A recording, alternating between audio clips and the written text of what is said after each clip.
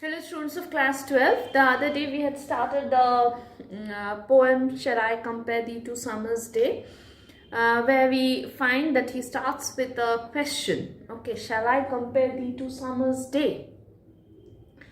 And who is thee here? As we had already discussed, it is his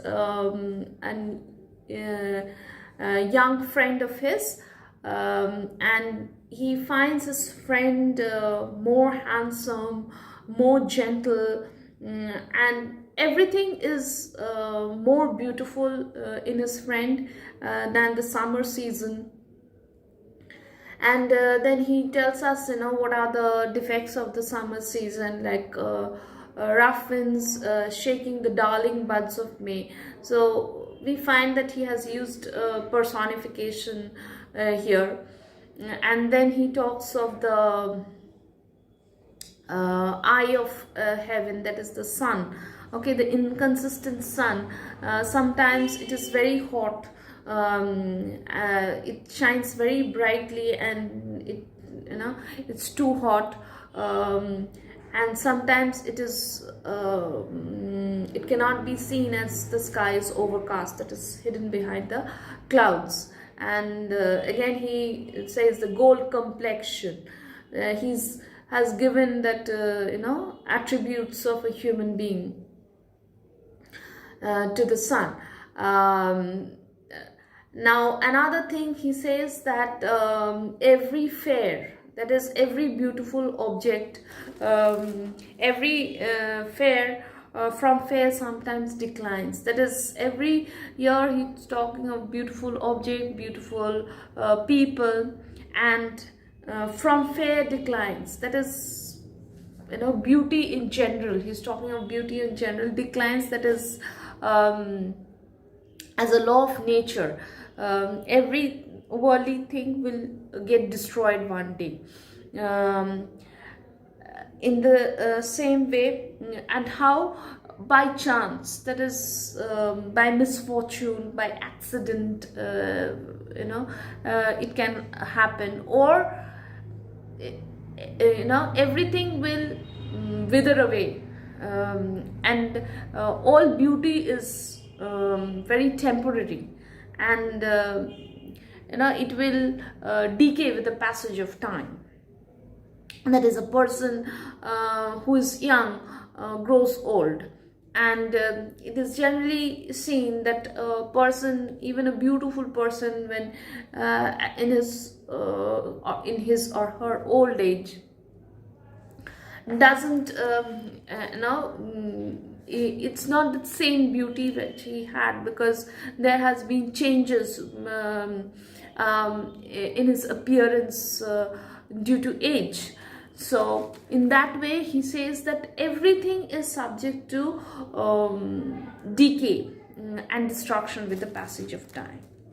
But the eternal summer will not fade. Here eternal summer means the youthful beauty of his friend. Okay, that is, his friend will remain young forever, but thy youthful beauty shall not fade, nor lose possession of that fair thou wast. That is, you were a very handsome person, a beautiful person before, and you will remain the same throughout. Okay, your beauty will never fade. That is, your beauty will remain intact, no matter what time it is. Nor shall death brag, thou wanderest in his shade. That is, even death, okay, will not be able to destroy your beauty. That is what says, that what the poet wants to say is that each of us, okay, all living beings, okay, when they are born, one day they will die. And as he said that it is the natural law of nature that everything will decay and everything will get destroyed one day. In the same way, even death, as he said that by chance, that is misfortune, it can be accident, it can be death also. So once a person dies, then nothing remains. Okay, so he says that even death cannot destroy your beauty. There is the cold hands of death will not be able to mar your beauty. That is, you will surpass time and death and time in that way. Now what the poet wants to mean over here is that maybe his beauty means physically he might not be present, but what will happen is that he will live in some other way, forever young. And how is it? We'll see that. Nor shall death brag thou wanderest in this shade, when in eternal lines to time thou growest. Eternal lines here means, he means to say the lines of this poem. That is what he means to say, that death is the ultimate of all living beings, but even death won't be able to triumph over your beauty, because your beauty will remain forever young, and it will be eternal. That is, it will be forever. When in eternal lines to time thou growest, that is, you will become, means as time goes by, you will become more famous than ever, and your beauty will remain the same. How? So long as men can breathe. That is, so long as men can breathe means as long as people are alive and eyes can see. That is, he is talking of the readers here.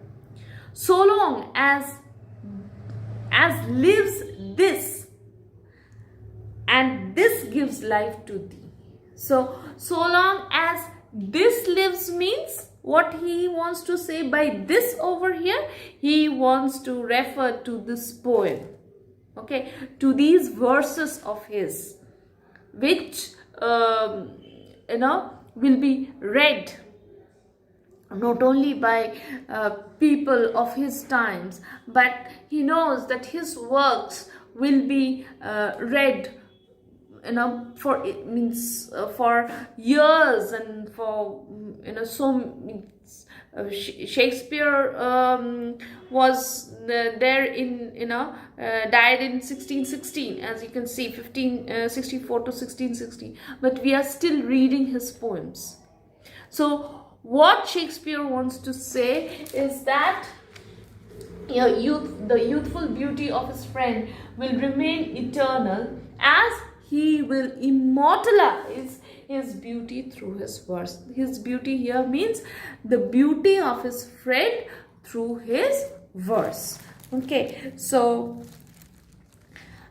see, in the beginning we heard that it's a rhyming couplet. See, it rhymes. See and thee, they rhyme. So this is how the Shakespearean sonnet ends, okay, with a rhyming couplet.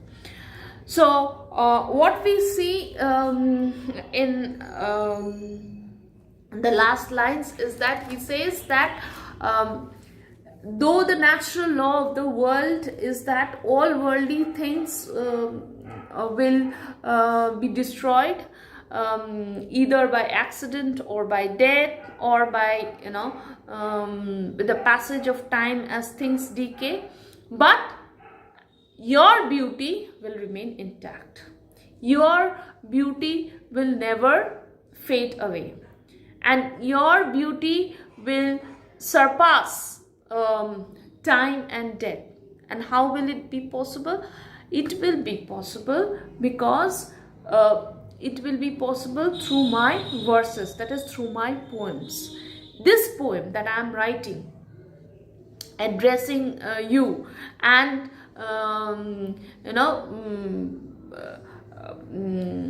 appreciating your beauty. This poem, as long as people will live, they will read this poem. And through this poem of mine, your beauty will be immortalized. That is, you will remain young forever. So that brings us to the end of this poem. Hope you've understood the poem. We will discuss the question and answers in the next class. Thank you, students.